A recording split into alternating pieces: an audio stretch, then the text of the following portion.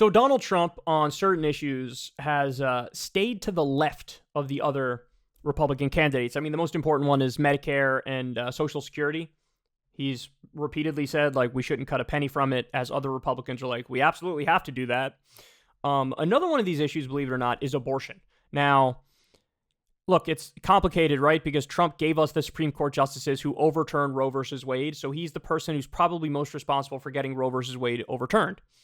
But he also understands that that's sort of bad politics in a general election and that the country doesn't agree with that. In fact, he said after Roe versus Wade was overturned, this is going to kill us in the election. And he was right. That is one of those things that killed them. But now he's feeling immense pressure because there are pro-life groups that have openly started to come after him, right? And when a group comes after Trump, it's a little different than an individual, because with an individual, he could just sort of bully them and make them fall in line. With a group, it's a little different, especially if it's one of these ideological groups, which is like, this is their whole thing. So Trump needs to start doing the BS tap dance here. So he's asked about a national abortion ban, which he previously has said, no, leave it up to the states is his position. He said it over and over and over and over. Listen to this. We'll get something done where everyone is going to be very satisfied. I believe that. On the national level, I think we'll get it done on some level. It could be on different levels, but we're going to get it done. I know the issue very well. I think I know the issue better than most, and we will get that taken care of. So that, in my book, is softening the position. Because they released a statement the other day that was very clearly, leave it up to the states. For the longest time, the Republican position has been, leave it up to the states. Because Roe versus Wade was the law of the land, brought about by the Supreme Court, and their whole thing was like, let's just overturn that. And they got that now. So, what's the next step? Well, Mike Pence has been upfront about this. Others have been upfront about this, where they say, we want a national abortion ban. And then there's disagreement in terms of at what line they should do that ban, but somebody like Pence probably wants it from the moment of conception nationally. Lindsey Graham was like, 12 weeks or 15 weeks or something like that, and then there's people all over that spectrum there. But Trump said, no, leave it up to the states, and pro-life groups were going after him and saying that's an unacceptable position. And so now he gets asked the question, would he sign a national abortion ban if elected in 2024? And again, he says, we'll get something done where everyone is going to be very satisfied. I believe that. On the national level, I think we'll get it done on some level. It could be on different levels, but we're going to get it done. I know the issue very well. I think I know the issue better than most, and we will get that taken care of. Now, he does leave himself wiggle room by saying, like, on some level, we'll get it done. But if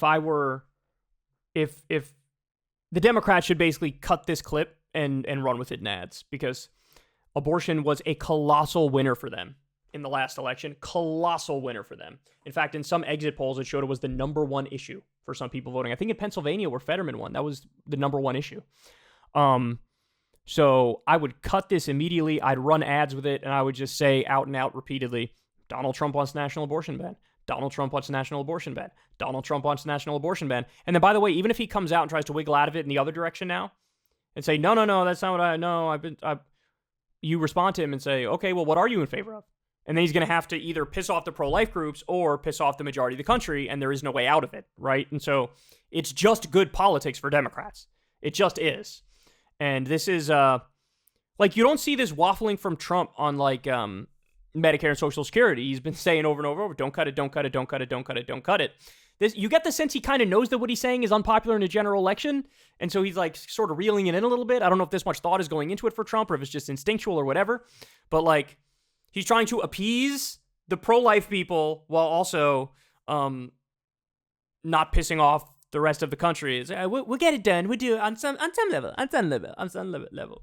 So anyway, look, my prediction, you guys know my prediction. I told you this before. I think he's probably going to win the pro-life people, honestly, regardless of what his position is on abortion. Because what we've come to learn, certainly within recent years, is that certainly in that primary, it is very, very vibes-based. I mean, for the Democrats in 2020, clearly electability was the big thing. Can you beat Trump was the big thing. But on the Republican side, it's very vibesy. It's very who do I feel speaks to me the most personally? Who's the best at triggering the libs and the leftists? And he just does such a good job at making the national media lose their mind and making Democrats lose their mind. And now that he's indicted, they circled the wagons even more. So it's very, very vibes-based. So even if he stood by the position of leave it up to the states, I still think he'd end up winning the majority of the evangelical vote. I do. Because he won it in 2016, he won it in 2020. It's not like there weren't more conservative candidates on social issues. It's not like there weren't more conservative candidates on pro-life stuff. But he still beat them back then. And he probably beat them again. So he doesn't even have to do this, but he did this. So Democrats, go clip it out, go make your ads, because this is a gigantic gift on a silver platter. All right, guys, that's the show, y'all. I love you very much. Thank you, as always, for listening. You guys know the deal. You guys know the shameless plugs. Everybody do me a big old favor. Click the like button. Click the subscribe button. We're trying to get to 2 million subs now. I think the next plaque you get is 10 million. So, man, we got a long time before we get that next plaque, but it would be phenomenal. I don't know if we'll ever get there, to be honest. 10 million? 10 million. 10. We don't get PewDiePie numbers over here. We don't get Mr. Beast numbers over here, but we could try, but it's very difficult. Easier said than done. So let's try to get to that 10 million number, but wish us luck. So if you watch the show and you're not subscribed, I don't know what you're doing with your life. Click that subscribe button. Help get us there. Means the world to me, and it doesn't cost you anything. Also, you can click that bell icon so you get a notification every single time a video drops. That helps a lot too, because it gets around the algorithm and it makes it so that you sort of have a direct line to me and the show, and that's always wonderful. And what else I got for you, man? Support the show on Patreon. Thank you to all the people who already do that. I really appreciate it. Support Crystal, Kyle, and friends on Substack.